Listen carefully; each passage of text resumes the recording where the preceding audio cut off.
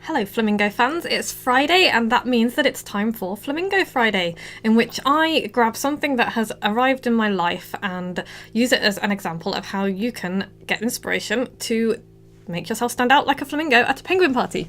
And today I am choosing an email that arrived in my inbox yesterday. This is it. So the first thing I'm going to say is, I love images, I love pictures, I love using them in emails, but don't have your whole email as images, because this is what happens. And you know, the only thing that caught my eye was the Brexit boxes, and I thought, oh, what on earth is this? Which is why I opened it. Use images, by all means use images, but make sure that you've got enough words there, enough text as part of your email that I can get the gist of the message, because at the moment that's all. You don't want your emails looking like that, do you, when they land in people's inboxes? No. Anyway, that's kind of an aside. What I wanted to do was show you what Suttons have done with the email, and it just made me smile because, you know, in all of the shit show that is going on surrounding Brexit, rage, they have taken, there's no reason why as a business you can't try and profit from the shit show that is Brexit, because God knows it's going to cause us so many problems, but I love the way that they've done it. They've come up with Brexit boxes, which just made me smile. We don't pretend to know how Brexit will turn out either, but whether there's a deal or no deal, this is still the perfect time to roll up your sleeves and get growing in your own garden. And I love it. It kind of harks back to the old Dig for Victory campaign from World War II, when people were encouraged to grow their own fruit and vegetables because there were shortages.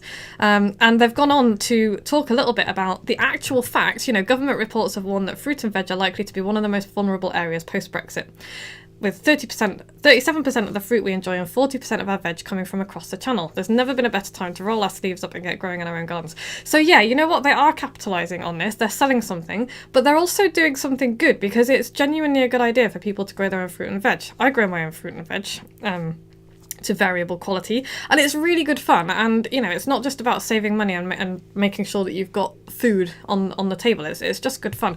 But they've taken a current affair, a current event, and turned it into something that's kind of fun, a little bit nostalgic, you know, harking back to the old Dig for Victory campaign from World War II, and also is genuinely useful for anybody who's got a little bit of garden. They've got something for everybody. They've got, you know, little vegetable packs, tomatoes, aubergines, cucumbers. They've got a little salad box. They've got a tasty fruit box. So, you know, even if you haven't got a lot of room, they've got something for everybody, which I just think is splendid. And then they've obviously got a load of other links down at the bottom as well. But their main thrust of their message is, you know what, Brexit's happening, and this is something that you can do to brighten things up a little bit. So how can you take something that's going on in the world today and turn it to your advantage? I'm not talking about capitalising on people's misery or anything like that. I'm talking about taking something that's directly relevant to your business and coming up with a fun or interesting or useful message that you can put out there for people. By the way, if you are worried about Brexit, and I don't blame you, one of the best ways to counteract any of the stuff that's going to be coming our way is to build yourself a business that is essentially economy proof.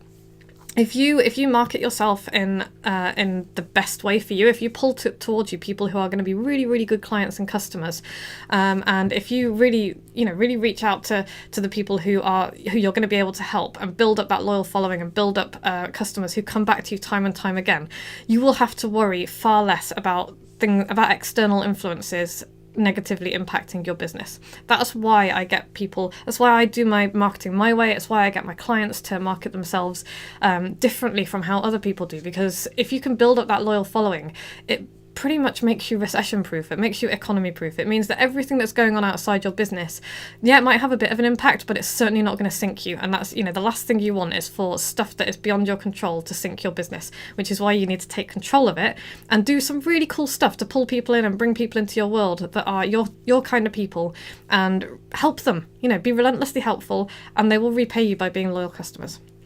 So if you want more stuff like this, you can subscribe to my channel just down below, and I will bring you all sorts of cool stuff, not just Flamingo Friday, but also tiny sheep antics and all kinds of fun stuff. You can sign up for my emails at vickyfraser.com, and you'll get daily useful hints and tips from me on all manner of stuff around running your business, writing books, and generally making your business, you know, shit-proof. And I will be back same time next week with Flamingo Friday.